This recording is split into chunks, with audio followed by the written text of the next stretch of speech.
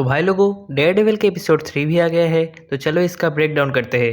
तो एपिसोड के शुरुआत में हम देखते हैं कि मैट हेक्टर के साथ मिलने जाता है जेल में, जहां हेक्टर मैट को बोलता है कि वो पोर्टो रिको में वो जहाँ रहता है वहाँ पर एक सुंदर सा बीच है, वाइट सैंड, पाम ट्री, कॉकीज, जो कि पोर्टो रिकन फ्रॉग को ही बोला जाता है। और वो जो साउंड कर रहा था हेक्टर, वो फ्रॉग जनरली मेटिंग के लिए करता है।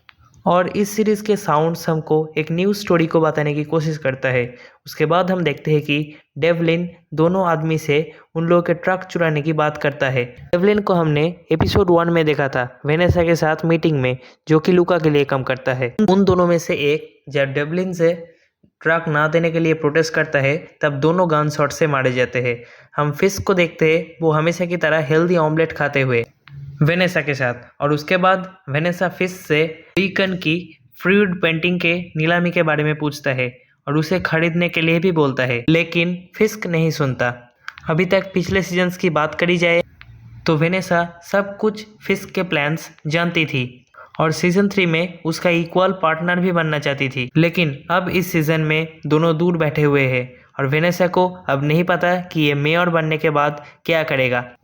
उसके बाद सीला आता है और रेड हुक के वो दो लोगों के डेथ के बारे में बताता है और फिस्क इसमें उतना ज़्यादा ध्यान नहीं देता। ऑफिसर गैलो को ड्यूटी याद दिलाने की बात करता है, लेकिन वेनेसा बोलता है कि सब आपस में लड़के मर रहा है, इसमें तुम्हें भी खतरा है। लेकिन फिस्क बोलता है कि मरने दो चूहों को, इसमें कोई वास्ता नहीं है हमारा।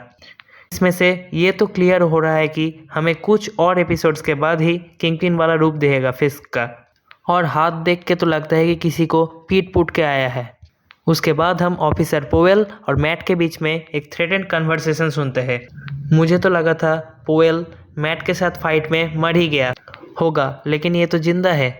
उसके बाद हम पनिशर की स्कल की एक लोगो देखते हैं, इसमें लिखा हुआ है ट्रिगर्ड और नीचे म्यूज़ लिखा हुआ है। ये पिक्चर को देख के लगता है कि म्यूज़ को सब पता है कि पुलिस डिपार्टमेंट में कुछ लोग हैं जो कि पनिशर के भेष में बचते हैं और सुपर हीरो विजिलेंटिस को डिसरेस्पेक्ट करते हैं। उसी जगह में चेरी निकी को छुपा के रखा था, क्योंकि वो ही एक सबूत था हेक्टर को बचाने का। उसके बाद में जब पोएल को क्वेश्चन करता है, तब पोएल बताता है कि वो 15 साल से ड्यूटी कर रहा है और उसको 3 बार एक्सीलेंस अवार्ड भी मिल चुका है। उसके बाद उस नाइट हेक्टर के कैरेक्टर के बारे में जब पोएल बताता है, तब सीधा कैमरा हेक्टर की वाइफ की तरफ जाता है और मैट भी हेक्टर को बोलता है रिएक्ट न करने के लिए। ऐसा एक बार जब कॉमिक में होता है तब वो गिल्टी फील करता है। उसके बाद कॉप में से एक बोलता है कि निकी कोर्ट तक नहीं पहुंचना चाहिए, जिसके नेक में पनिशर का लोगो है और कॉलर में लिखा हुआ है 15, और एक फीमेल कॉप जिसके कॉलर में 20 लिखा हुआ है। मुझे तो लगता है कि वो भी इन लोगों से जुड़ा हुआ है और म्यूज सही इंडिकेट कर रहा था। स्टन डोर की तरफ देख रहा है कि निकी कब आएगा। उसी शॉट में साइमल्टेनियसली चेरी को देखते हैं ट्रांसपोर्टिंग ट्रक को लेके जाते हुए कोर्ट की तरफ, जिसको पांचों कॉप ट्रैक कर रहा है। लेकिन चेरी ने दिमाग लगा के पोएल को उन्नू बना के फाइनली निकी को कोर्ट में भेज ही देता है। बाद मैट जब उसको पूछताछ करता है, तब वो बोलता है कि वो पुलिस का इन्फॉर्मर था। जब उसको पूछा जाता है कि वो उस रात बही करने गया था क्या, तब सारा कैमरा कॉप्स की तरफ जाता है। ऐसा लग रहा था कुछ कॉप्स निकी के ऊपर प्रेशर बना रहा है। उसी प्रेशर में वो झूठ बोलता है कि वो पूरी रात घर पे था और मैट के पूरा प्लान चौपट हो जाता है। उसके बाद बक लूका के पास आता है और विक्टर की मुआवजा मिटाने के लिए बोलता है और बाकी लोगों को बोलता है कि ये अपने बीच में गैंग वार बंद करें। फिर लूका भड़क जाता है और बोलता है कि मैं वेक्टर को 1 भी रुपया नहीं दूंगा, अगर कुछ बोलना है तो फिश खुद आए, ना कि उसके चमचे आए। तब बक बोलता है कि मैं मेयर के लिए काम नहीं करता, मैं बॉस के लिए काम करता हूँ। यहाँ पे शायद वो बॉस मतलब वेनेसा की बात कर रहा है, क्योंकि इस चीज़ से वो ही चिंतित था। उसके बाद हम मैट, चेरी और कर्स्टन को एक साथ देखते हुए, क्योंकि ऑब्वियसली हेक्टर को बचाने के लिए नया प्लान बना रहा है। मैट बोलता है कि जूरी को हेक्टर के सच जानना बहुत ज़रूरी है। उसके बाद हम फिस्क और वेनेसा को थेरेपी के लिए आते हुए देखते हैं, और उससे पहले उन लोगों में लूका और विक्टर की बातचीत हो रही थी। उसके बाद मैट हेक्टर को कोर्ट में पूछता है कि वो कहाँ रहता है और उस रात क्या हुआ था।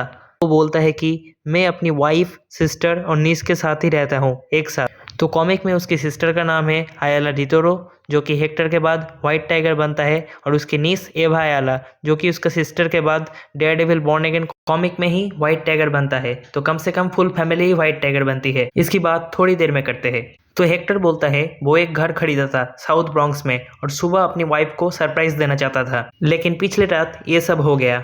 उसके बाद मैट बोलता है कि तुम तो ये सब पहले भी कर चुके हो, और व्हाइट टाइगर की आइडेंटिटी रिवील कर देता है कोर्ट में। और ये सीन इस एपिसोड में सबसे बड़ा इम्पैक्ट डालता है और जज भी मैट के ऊपर बहुत गुस्सा हो जाता है। मुझे नहीं लगता कि मैट ने क्यों ऐसा किया, लेकिन मुझे लगता है वो सोचा होगा हेक्टर की फैमिली हेक्टर के प्राइवेट और पब्लिक लाइफ को बैलेंस कर लेगा। उसके बाद हेक्टर मैट को बोलता है कि मुझसे एक बार पूछ लेते मेरी आइडेंटिटी रिवील करने से पहले, जो कि सही भी है। उसे एक बार पूछना तो चाहिए था। केस जीतने के चक्कर में हेक्टर की ज़िंदगी को और मुश्किल कर दिया। मैट बोलता है तुम्हारी फैमिली के बारे में सोचो, शायद व्हाइट टाइगर की ज़रूरत ही नहीं थी इस दुनिया को। मैट को भी लगता है कि वो बहुत बड़ी बात बोल रहा है। उसके बाद मैट कई लोगों को बुलाता है जिसको व्हाइट टाइगर ने बचाया था। उसके बाद कर्स्टन एक पुलिस ऑफिसर की रिपोर्ट पढ़ के सुनाता है जिसको व्हाइट टाइगर ने बचाया था, और कोर्ट में काफ़ी कॉप्स को देखकर लग रहा है कि वो खुश नहीं है। मैट भी बोलता है कि इस कोर्ट में काफ़ी कॉप्स व्हाइट टाइगर को अपना फ्रेंड मानती है। तब काफ़ी लोग सर हिलाते हैं। वो बोलता है officer Barlow, officer Reyes, officer Wong, officer Morales और ऑफिसर ग्रांट भी सेम बात बोल रहा है। और यहाँ पे जो ऑफिसर मोरालिस है वो शायद से माइल्स के फादर ही है, जो कि हमें आगे देखने को मिल सकता है एमसीयू में। उसके बाद हॉकबर्ग भी बोलता है अच्छे लोग भी बुरे काम कर सकते हैं और रियल हीरोज़ को मास्क की ज़रूरत नहीं पड़ती। उस समय मैट थोड़ा सा तो नर्वस फील करता है। उसके अगले दिन हेक्टर को इंसाफ मिल जाता है और बहुत सारे कॉप्स उसे घूर कर भी देखते हैं। बाहर जब मैट हेक्टर को लेके निकलता है तब न्यूज़ में जो कुछ टेलीकास्ट हो रहा था वो सब फिस्क देखता है और डैनियल को बोलता है कि अपनी फ्रेंड बेबी जर्नलिस्ट को बुलाने के लिए, क्योंकि ऑब्वियसली एक विजिलेंटी का इंसाफ मिलना थोड़ी ही फिस्क को बर्दाश्त होगा।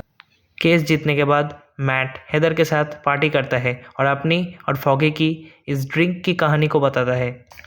उसके बाद फिस्क बेबी जर्नलिस्ट को बोलता है जूरी हेक्टर को रहा है, और जूरी भी गलती करता है क्योंकि उसे भी कई बार जेल जो जाना पड़ा बुरा काम करने के चक्कर में। इसीलिए उसी समय एक शॉट में फिस्क बोल रहा है विजिलेंटिस थ्रेट है इस शहर के लिए। उसी सेम शॉट में फिर से हेक्टर व्हाइट टाइगर बनता है और अपने आप को रोक नहीं पाता, और ये सीन कूल तो लग रहा है। के बाद फिस्क की बातें भी चल रही है और हेक्टर भी फॉगी नाइट में स्ट्रीट में निकल जाता है, शायद किसी को ज़रूरत हो उसकी। उसके बाद वो एक ग्लास का टूटना और एक ओमेन की चिल्लाने की आवाज़ सुनता है।